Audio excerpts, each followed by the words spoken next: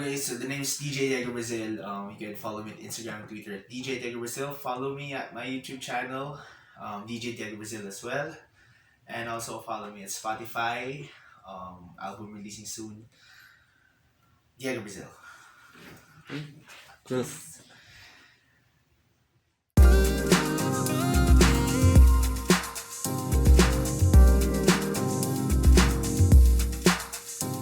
Why do birds suddenly appear every Okay, time Carpenters. you are near? Just like me, Nakakamiss yung mga old song. be close to you. On the day that you He's good in drumming, you got know. together and decided to create a dream come true. So this Brian, ang chill. Tol. in your So, head goes umupo lang ako dyan. eyes of blue. Bread yung kumanta nun, di ba? Bread ba yun? For the first video, I've seen this 100 times because I'm such a Carpenter fan. Growing up with music, my grandpa listens to this kind of music, so I feel like I'm 5 years old again. Bring back some memories, huh? Talking to myself and feeling old. Sometimes I'd like to quit. Nothing ever seems to fit. Hanging around. This song, never heard. Nothing to I like do it, but though. frown. Rainy days and Mondays always get me down. Oh. Funny, but it seems I always wind up here with you. Nice to know somebody loves me.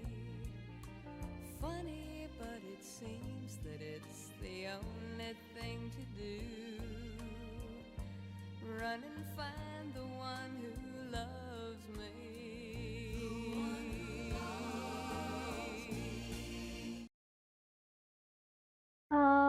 Nakaka-chill yung song niya. Ang sarap niyang pakinggan. Ganyan din kasi yung pinapakinggan ng mother ko. So, parang pag naririnig ko siya, ang sarap sa pakiramdam. Ganun. The vibe is peaceful. Yun yan.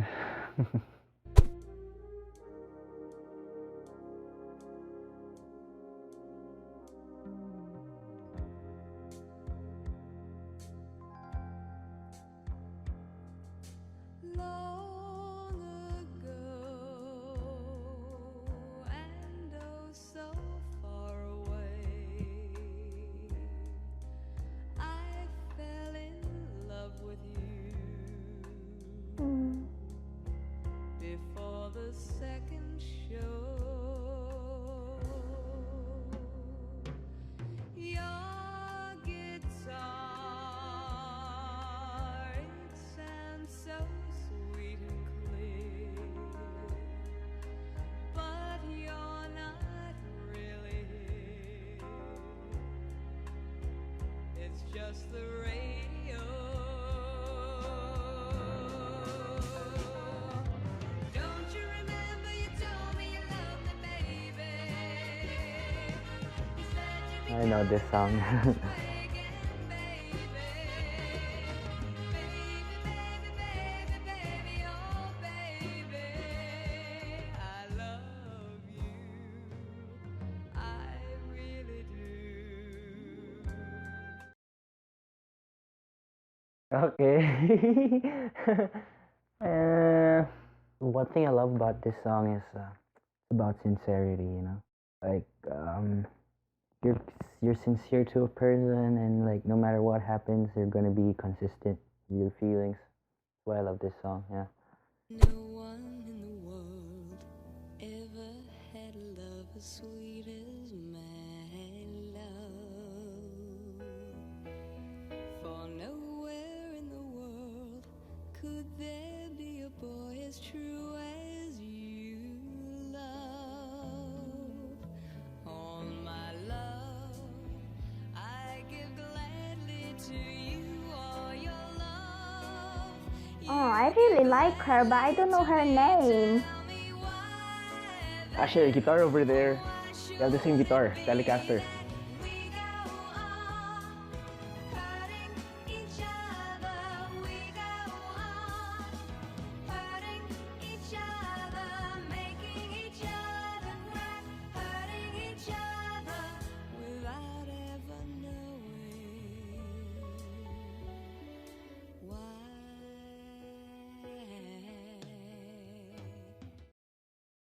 Yung lyrics nito parang yung babae yung naghahabol dun sa lalaki, no?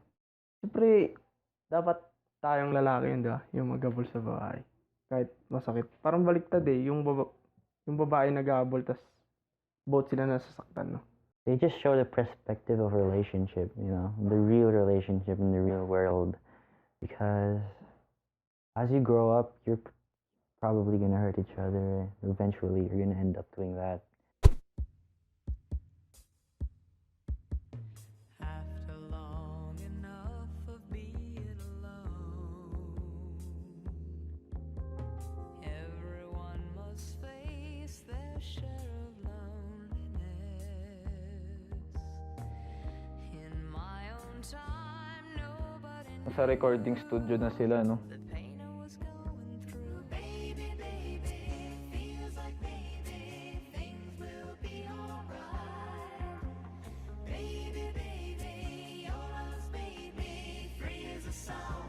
Singing Okay, nice roll. only yesterday when I was sad and I was lonely. You showed me the way to leave the past and all its tears behind me. Tomorrow may be even brighter than today, since I threw my sadness away only yesterday.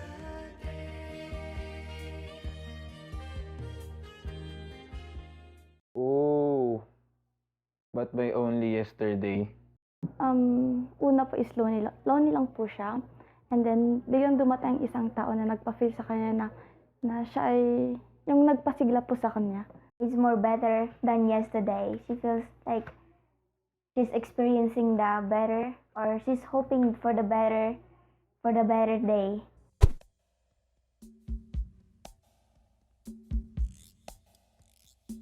The conga. Like sailing on a sailing ship to nowhere. Love took over my heart like an ocean breeze. As seagulls fly, I knew that I was. Medyo malabo sa na-jazz yung dating nitong song. Love was washed away with the drifting tide. Oh, it's a dirty old shame when all you get from love is a love song. Oh, It's got you laying up nights just waiting for the music to start. It's such a dirty old shame when you got to take the blame for a love song. Because the best love songs were written with a broken heart. yeah, mismo. Mismo. Okay, itong kantang to kasi na-relate daw. Kasi sabi niya dun na makakagawa, ayun yun. Ang nakukuha mo lang sa love is love song. Tsaka yung first song ko kasi syempre hindi lang basta-basta ano yun. May parang pinaghuhugutan ako sa likod nun ganun. Yun. Heartbreak din. Sa kaya ako nakagawa, di ba? Ganun.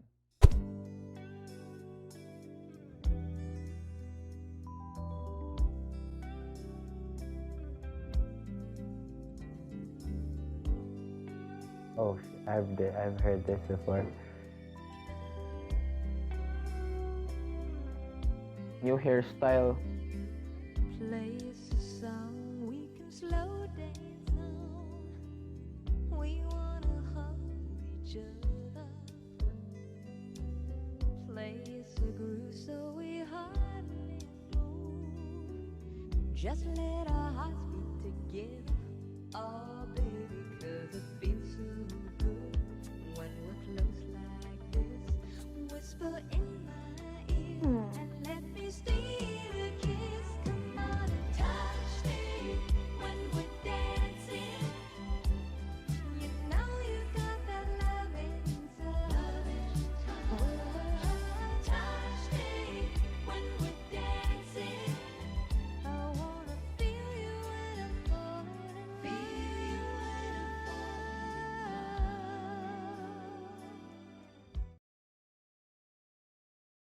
Romance. For me, it is a romance, no? Kasi, So, dito pa is pinapahayag po ng singer yung karanasan ng ng babae at isa at lalaking couple wherein yung feel po nila yung love nila sa isa't isa. And then every time po nag-hug sila each other is yung comfort po is nararamdaman po nila sa isa't isa. Just too bad na ang sweet ng mga kanta nila, pero yung life itself ni Karen, mahirap siya. Pero feels. I like the song.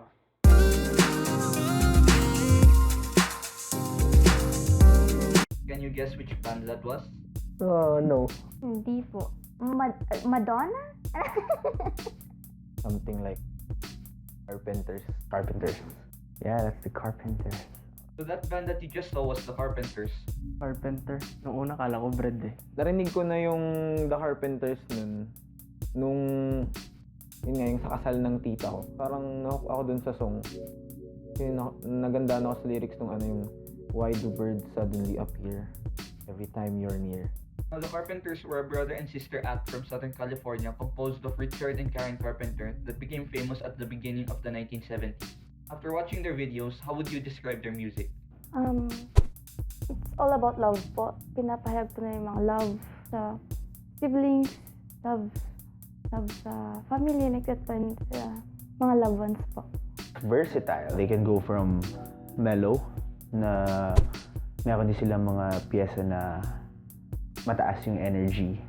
And yung ibang songs, like the last one's a mix of both. Yun yung mga tipo ng, gusto ko yung music na ganun, yung tipong, kasi yung music ngayon, tipong, na pag may lyrics, sulat agad, yun talagang pinag-isipan. Yung tago sa puso, diba? Yun yung sana ibalik nila na music. So despite first reaching fame in the United States with their hit single Close to You, the Carpenters quickly gained an international following, especially in Asian countries like Japan and the Philippines. Why do you think their music resonates so much among Filipinos to this day?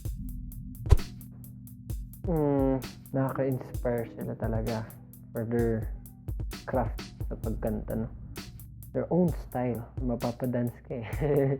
Kapag ka pinapakinggan mo. We Filipinos kinda really love this kind of song, especially slow and soft and kinda emotional, you know? May meaningful yung mga kanta kasi yung hindi naman sa nagdi-discriminate ng mga kanta ngayon. Kasi syempre yung kanta ngayon parang masyadong wild na, yung parang nakakabasta sa iba, ganun. Parang para sa akin, I prefer yung mga old songs kasi mas masarap pa rin pakinggan yun. Now, even though the Carpenters were praised for their unique arrangements and Karen's unique voice, a lot of people made fun of them for their squeaky clean image at a time when rock and roll was still very popular, going so far to describe them as corny. Oh, shit, masakit naman nun. In fact, at that time, it was considered uncool to admit that you like the Carpenters. Are you able to understand why? Yeah. Just like now, culture, they're gonna make fun of you, yeah, because you're different. Way back before you said, like I said a while ago, it's all about sex, drugs, and rock and roll. And that's the life. If you don't have those three, go away. Like, you're corny. Kasi merong ibang mindset yung ibang tao sa mga, diba? So, people like R&B, the others are metal rock. So, those fans, nagbabangayan sila. No? Pag nagbangayan, sabihin nila metal rock is the best one. R&B is the most, gaganon naman, diba? So Karen Carpenter was not just a gifted singer, but she was also a very talented drummer. Not only that, but she was a drummer at a time when not many female drummers were well known. What do you think of that? She's really amazing. And then when the video started to play, and then when she hit the drum or something, I'm so shocked because, you know, not a lot of women can do the drum. Especially, it's hard to do it. Namamanga ako sa kanya kasi syempre, yun nga, wala pang female drummer. Tapos, parang siya yung kauna-unahan din na nagaganyan. Napaka-unique po eh. Kasi bihira lang po ganun po. And mostly naman ang mga girls is more in singing sila. Hindi po sila sa drums like that. Mga guitar po sila, ganun. Ayun, parang naging asset nila yun sa banda. Hanggang ngayon naman, parang bihira lang din ako nakakita ng mga babaeng drummer eh. Tapos kumakanta pa na sinasabay. Dun sila kakaiba sa lahat ng mga banda. So today, the Carpenter siblings are supposed to be both celebrating the 50th anniversary of their first hit single, Close to You. Unfortunately, Karen Carpenter died on February 4, 1983 at the age of 32 from cardiac arrest after suffering for 7 years from anorexia nervosa. What strikes you knowing that someone so unique and so talented died so young? Yeah, it's really sad. Kasi you're there at the top and then suddenly mawala ka. Based on my personal experience as a musician, at times talaga dadating yung point na mapapagod ka sa routine ng pagiging musician na okay, gigising ka, kailangan mag-practice, kailangan mong mag-improve. I can't blame musicians na nagkakasakit or emotionally nagiging unstable. It's really just too sad for Karen Carpenter to die with that kind of talent. Nakakaano din, nakakalungkot. Siyempre, isa siya sa, para sa akin, isa siya sa mga magandang boses tsaka pinakamagaling na narinig kong na kumanta. Tapos malalaman mo na namatay lang pala siya, diba?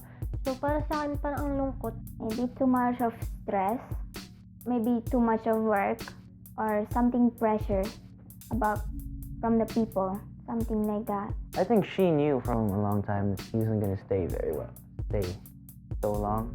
Nobody knows, but there's this people like Michael Jackson or Karen Carpenters, you know, like Freddie Mercury, like they knew. That's why they placed it all in their album. In every song, it was written there, so that we're always gonna remember them, you know. So anorexia nervosa is considered to be an anxiety-related illness that mostly afflicts young women. Symptoms of anorexia nervosa include an irrational fear of weight gain, obsessive dieting, and bouts of anxiety from eating. Despite millions of people being diagnosed with this illness, why do you think it's still not as researched upon as other illnesses?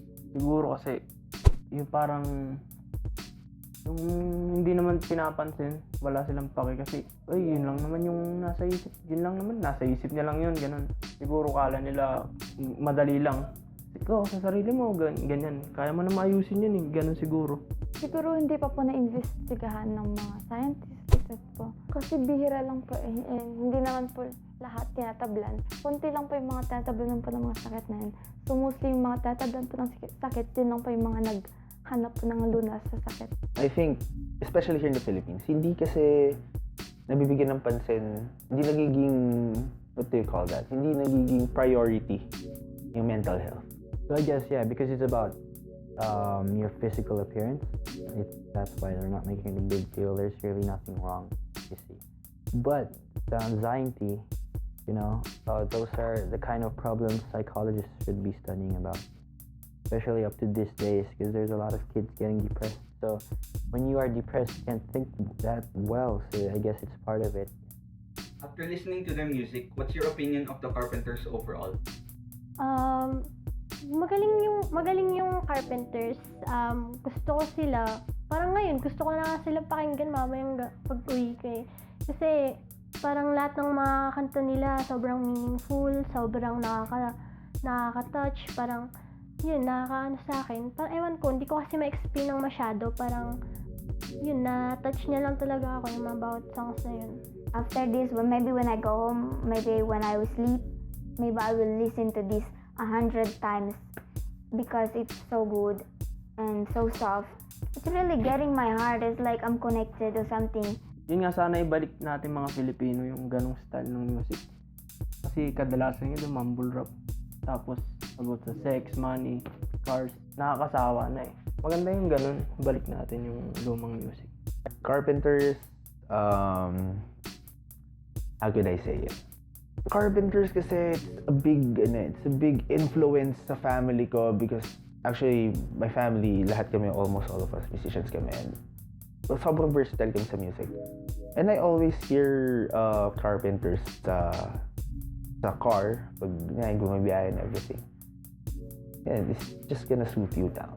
My opinion's still the same. They're such a legend. You know, if they were alive right now, I think they're still gonna keep on making good music. Although that's all we have right now, so maybe let's just live out their songs. You know, I would keep doing that. I would keep listening to their songs again and again until I get the technique or like the inspiration to write a song just like they did. Carpenters, yeah, nothing's gonna beat that. Besides Bee Gees, man. Yeah.